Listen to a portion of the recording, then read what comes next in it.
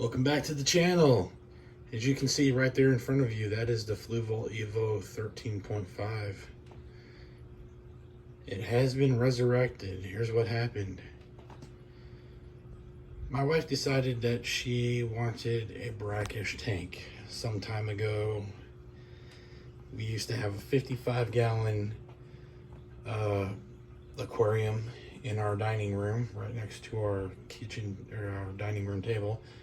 And we went brackish with that, and there was all kinds of scats and archer fish and puppers, and there was a couple monos, and it was a cool tank. Long story short, I was very busy with my job at the time, and we ended up taking down and selling that tank. I believe the fish went with it. So my wife, being the fan of that tank, she said, hey, let's take this tank and make it brackish. So that's exactly what I did over the course of the last maybe like 2 months. I took my time changing it from freshwater to brackish slowly.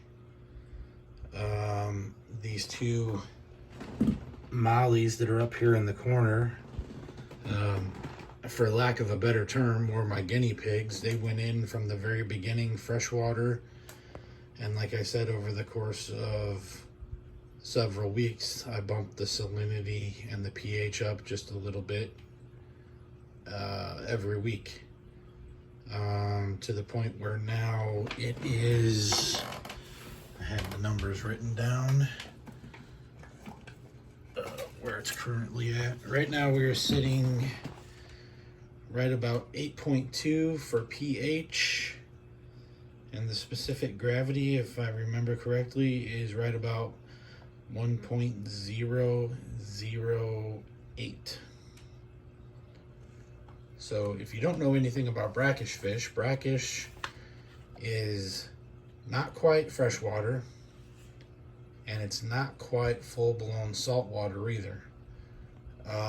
Think of an area where you have like a freshwater river or something running into an ocean.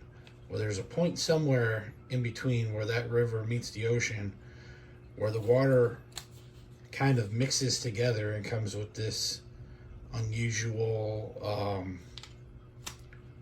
water that specific fish can handle.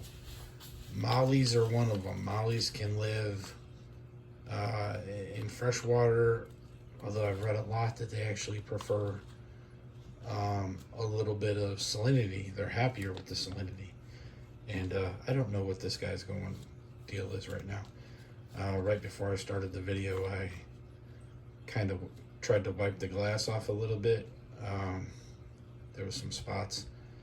There's green algae on the back glass, and I'm not doing anything about that right now because literally yesterday I took my wife to our local pet shop, the Ark in Maryville, Indiana, and we picked up these two spotted puffers, and then back there is a green scat.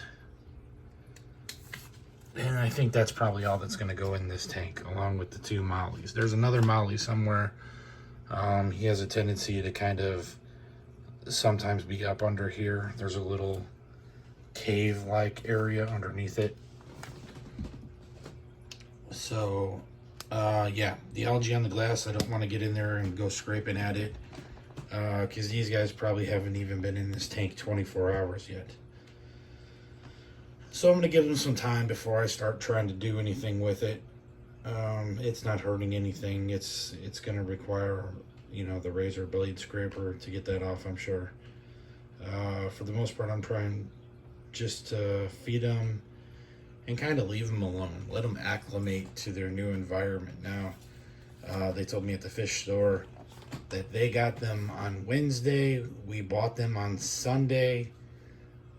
Today is Monday, so in the course of less than a week, they've been bagged up and transferred in different tanks. So let them acclimate and chill out for a while before you start screwing around with the tank too much. It's got some just algae growth, and all that is just the lighting. You know, I've got that timer that I can hook up to the light, the stock light on this tank, and you can adjust the intensity, and I'm pretty sure I'm gonna hook that back up so this light isn't running at 100% all the time.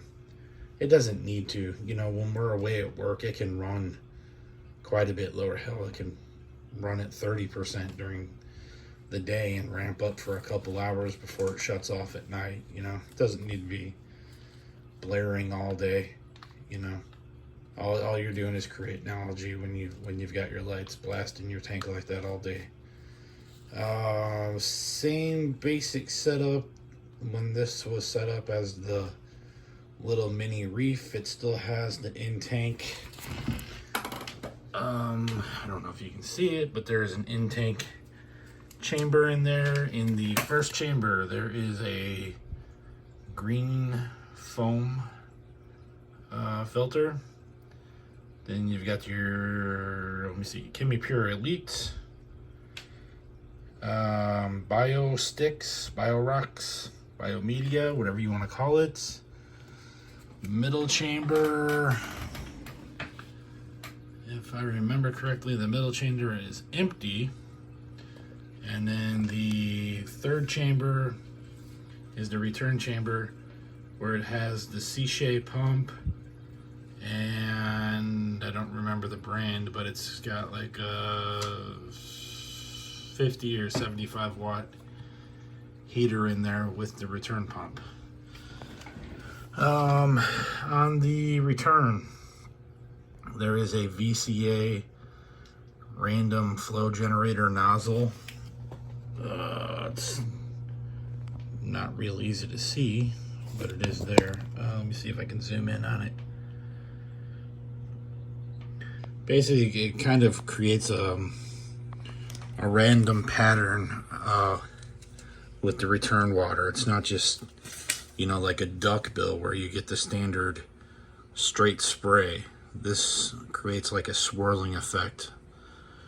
I think I've got them at this point on all the tanks that I have, which would be this Evo, the 13.5. Right next to the Evo 13.5 is the Fluval Flex 15, and they are in fact on that. And then in the living room, we've got them on the Tideline 31-gallon Lagoon. So yeah, there's your little update on this tank. It's gonna get a cleaning probably, I would say next weekend. I'll give them a good week before we try to do anything with it.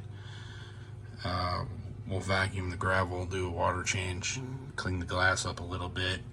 When I'm done with this video, I will probably plug in that timer so that these lights are not running full blast all day and just creating all this nuisance algae for no reason.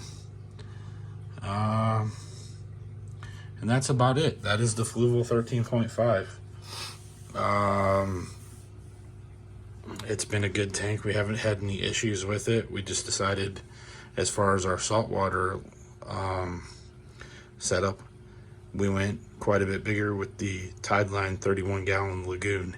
And I do like the Lagoon setup much better than the Peninsula style of this tank.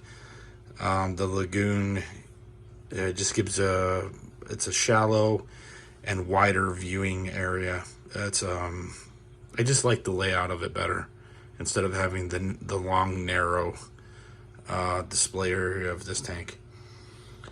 All right, that's going to be it for this video. Hope you guys liked it. If you liked it, you know, click the like button, subscribe, shoot me some comments, questions, whatever. If you don't know about Brackish, I'll be happy to answer Brackish questions. That's about it. Everybody have a great day. Thank you.